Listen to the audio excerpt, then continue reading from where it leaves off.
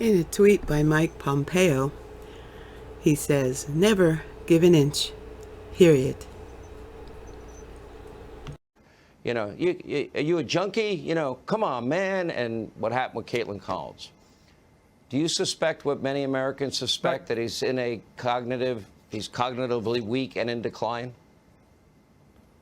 Absolutely, Sean. You know, after this most recent embarrassing performance overseas, I thought it was time to come out. We can't sit on this any longer. I've been saying this for a year and a half, Sean. I took care of 3 presidents over 15 years in the White House, including being the physician to the president for both Barack Obama and Donald J. Trump. And, you know, I know what the rigors of this job are, both physically and cognitively. It's demanding. And after this performance, I mean, we've been seeing this for a year and a half now. I've been saying that Joe Biden is not, he's not physically or cognitively fit to be our president right now. And I just think that he's not inspiring confidence in the American people. He's not inspiring confidence in our allies overseas. And more importantly, he's sending the wrong message to our adversaries overseas. This is a dangerous situation right now. I feel like we really need to know what's going on, Sean. I think that if you remember, the mainstream media and the far left and the Democrats, they were relentless in their pursuit of me when I was taking care of President Trump, just demanding that he have a cognitive test, that he have a physical exam that included a cognitive test. They said that every president should have that. It should be the new standard, that we should know that our commander-in-chief and our head of state is capable of leading the nation. And so we did. We submitted to that. President Trump, as you mentioned, he had a perfect score on his cognitive test, an outstanding performance. And I'm just saying now, I'm saying that is the new standard. The precedent has been set, and I'm asking Joe Biden and his medical team to get out there and to get this physical exam done, get this cognitive testing done, and get the results back to the American people. We need to know that we can trust our president, and we need to know that he's in charge of what's going on and that someone else is not pulling the strings from behind the scene, because that's what it looks like is happening right now. And from Reuters, Colorado leads U.S. states with first look at new congressional districts. An independent commission in Colorado will reveal a preliminary map of new congressional districts next week, putting the state at the forefront of efforts to draw battle lines for the 2022 U.S. election and strip party politics from the process. Colorado will release its initial map on Wednesday, the first state to do so this year. For the first time, an independent redistricting commission in the states is drawing the lines, offering an aggressively non-partisan approach in contrast to most states where lawmakers in the majority produce maps favoring their party. The preliminary map will be based on U.S. Census survey data from 2015 to 2019, as well as municipal-level data from the State Demographics Office and a list of addresses used to send out the U.S. Census forms. Reflecting the state population growth over the past decade, an 8th seat will be added to Colorado's U.S. House delegation, which currently includes 4 Democrats and 3 Republicans. Now, panic in Colorado. Colorado Secretary of State just put in effect a new rule banning third parties from handling ballots or election equipment. Big panic.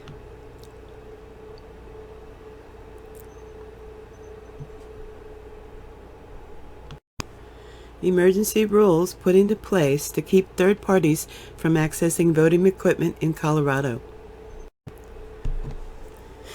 The Colorado Secretary of State office has put emergency rules into place that prohibit third parties from accessing voting equipment in the state. Only a person who has passed a comprehensive criminal background check and is either an employee of the county clerk, voting system provider, Secretary of State's office, or appointed election judge can access state-certified voting systems under the new rules.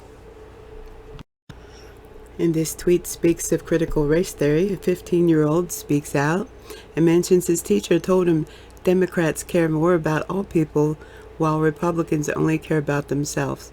He also mentioned he isn't attending public anymore and is now attending a private Christian school. Let's hear what he has to say. I know many kids who disagree with their teachers, but they're too scared to stand up because they're worried that their grades will be docked and their learning experience will be affected.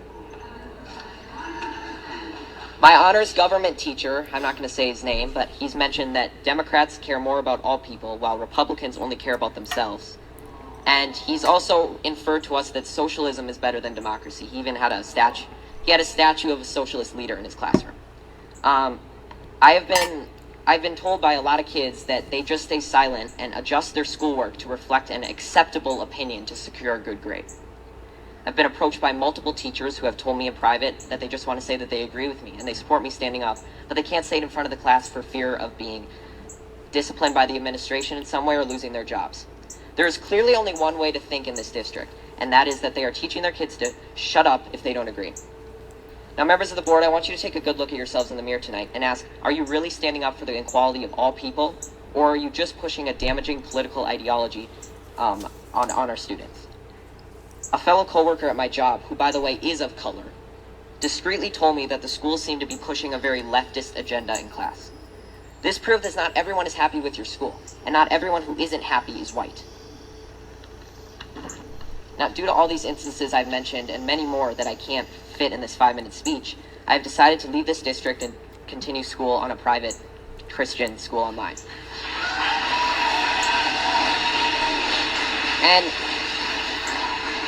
And there will be sacrifices, and I will not get to walk in the graduation ceremony or attend milestones at RHS, but I will be able to learn in an environment that is not intent on punishing me daily for my skin color and political views. Now, regardless of how you take my speech, whether you just shrug it off as malarkey or Fox News talking points, I encourage you to think about it, because someday I'm going to be a leader. I may be the president, a governor, or just a professional golfer, but I will never stop believing that everybody has value, no matter their skin color or personal beliefs, and it's a shame that you're not going to be able to say that I was an alumni of RHS in District 196. Thank you. And another CRT video.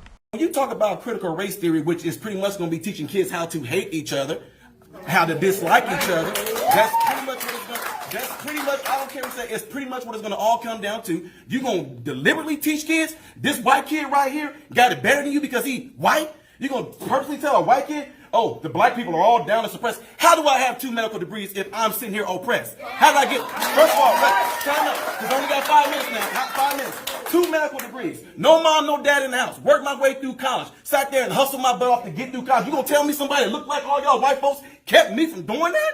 Are you serious? Not one white person ever came to me and say, well, son, you're never going to be able to get nowhere because you know the black people. But guess what? What's sickening about this whole thing is what y'all doing right now is already something I do in my community right now to speak out against stuff, because black folks are getting told by other black folks, oh, you know you ain't going to be able to do nothing out there in the world because them white folks ain't going to let you get no, oh, you know you're not going to be able to do it here because you know, the white man going to keep you down. Well, how did I get where I am right now if some white man kept me down?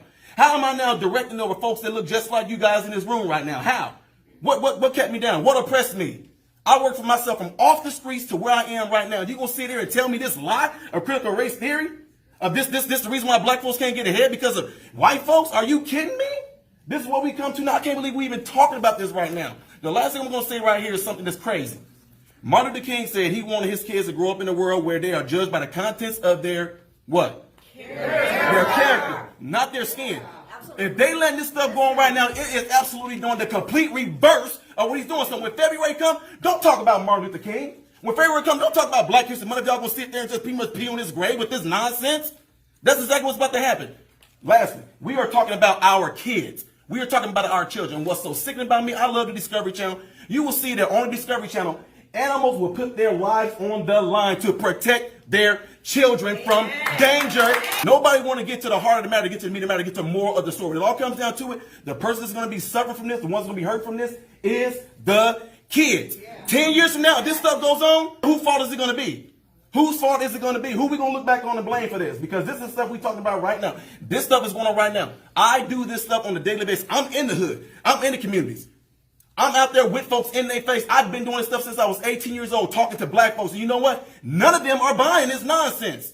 None of them are. But if you want to implement this into the school system, I guarantee you to the day that I die, I'm going to be the very person right there debunking stuff, tearing stuff down, letting them know they can do exactly what I did and get exactly where I am by putting themselves to work and getting there. And ain't not one white person ever going to keep any of them from getting there. So the CRT stuff, BS. And this is a tweet that was retweeted by Ian Miles Young. And this patriot is saying, this is not a serious country. Larger-than-life George Floyd statue unveiled in New Jersey's largest city. California Democrats have access to a rapid response team at Twitter, which takes down tweets at the request of Democrats. Here's one of the forms here currently, and the other.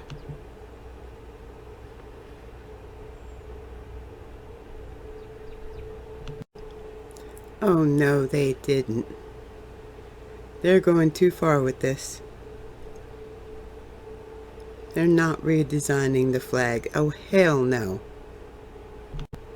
This is an opinion piece, and they can stick that opinion, you know, where the sun don't shine. This is ridiculous. Macy Gray, shame on you. The flag is fine the way it is. Stop trying to change everything, all you nuts. Michigan Senate passes legislation to add voter ID requirements. Overwhelmingly popular. In the Republican-led Senate on June 16th passed several bills that, if signed into law, would implement more voter identification requirements for in-person voting and absentee voters, adding Michigan to a growing list of states pursuing more stringent election measures. All Senate Republicans voted in favor of the three bills, while Senate Democrats opposed them. Does that surprise you? Doesn't surprise me. Current law stipulates that Michigan residents who don't have a photo identification when they vote in person can still cast their ballot if they sign an affidavit at their designated polling station location.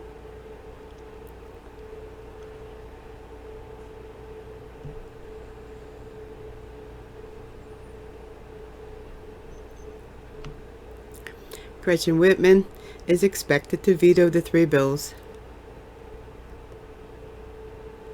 However, Republicans can circumvent Whitmer's executive authority, and they can start a petition to create a ballot initiative for the three voting bills. They would need more than 340,000 voters to sign it.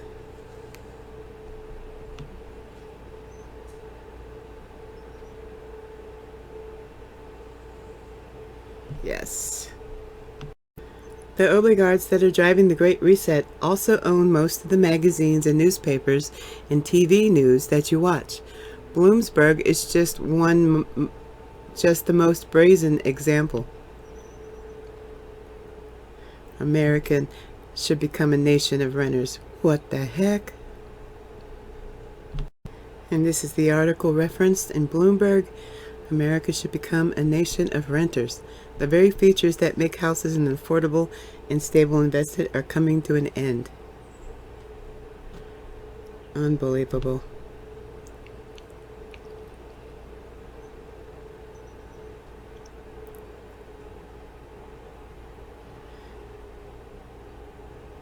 Rising real estate prices are stoking fears that home ownership is slipping out of reach for low and moderate income Americans.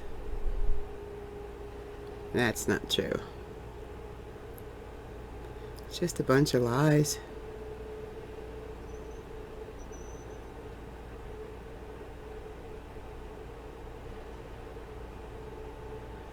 Oh my goodness, they are just twisting words here.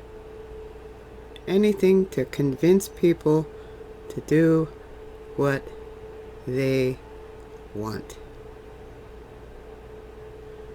Yeah, that's all the time I'm going to give that article. Green energy worker blasts Biden on live TV for policies forcing his wind turbine factory to close.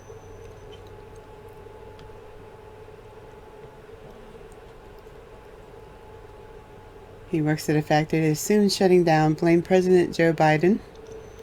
Will lead to hundreds of lost jobs in Aberdeen, South Dakota. It's a green energy job. All right, let's take a look at his video. And for wind turbines is set to close, with the company blaming in part, quote, our proposed revisions to tax policies impacting the wind energy industry. Brian Doctor is one of 300 employees impacted by this decision, joins us now. So, Brian, you're in a green job. What happened? Oh, it's his tax policies. In what respect?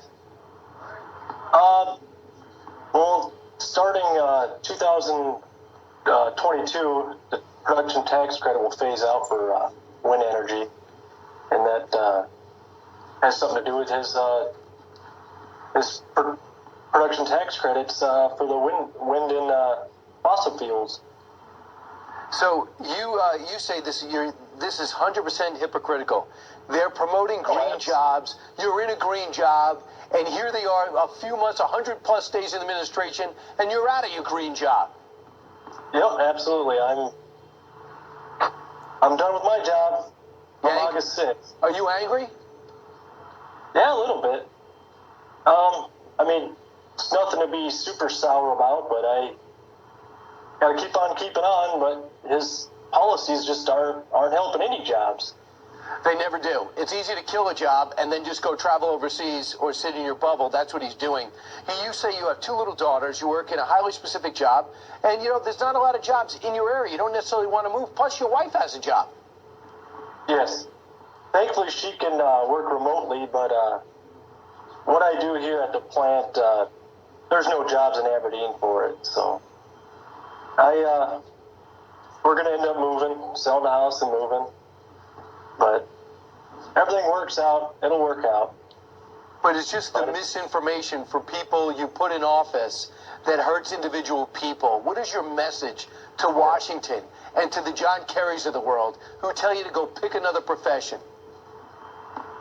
Well, why doesn't he pick a different profession? He's obviously not good at it, so if anybody should lose a job, it should be him and his cronies and Biden. Absolutely. So, I mean, Biden's such a dumb bastard, he just doesn't get anything, Yeah, can't talk about the president like that, but I understand your frustration, Brian. Yeah.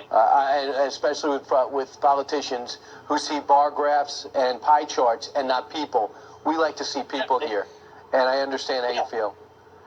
All right. Thanks, Brian.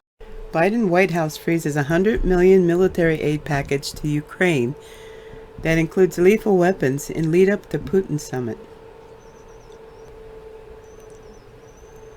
So when did the impeachment proceedings begin? I seem to recall a time when somebody else did that. But according to Politico, they temporarily halted the military aid that would include lethal weapons such as short-range air defense systems, small arms, and anti-tank weapons as Russia amassed troops on the border.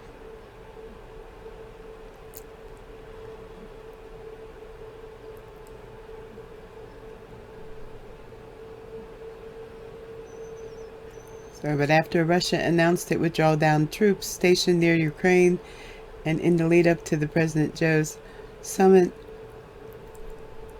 that's when they shelved it and put it on hold.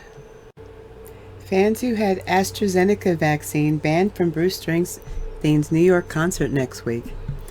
Not good enough. Only those who had Pfizer, Moderna, J&J jabs allowed. Canadians are disappointed. This is from a Canadian article. The Toronto Star newspaper ran with the headline, "Burn in the USA. The show must go on, but if you have the AstraZeneca vaccine, you're not invited." Let's take a look at the article. Bruce Springsteen fans with an AstraZeneca vaccine to be turned away from New York theater shows.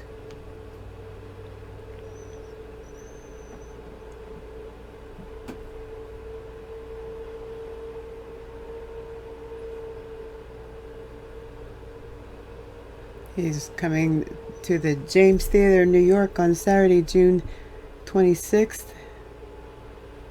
And it's on his website that it says they're required to provide proof of vaccination in order to enter the theater.